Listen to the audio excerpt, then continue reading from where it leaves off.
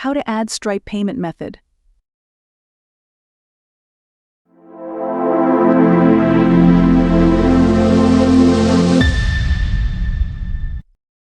In this video, we will discuss about Stripe payment method, how to connect your account to Stripe payment method. From dashboard, simply go to the payment option and enable use Stripe. Now, you have to add Stripe public key and private key here. For this, simply log in to your Stripe account by entering your email and password.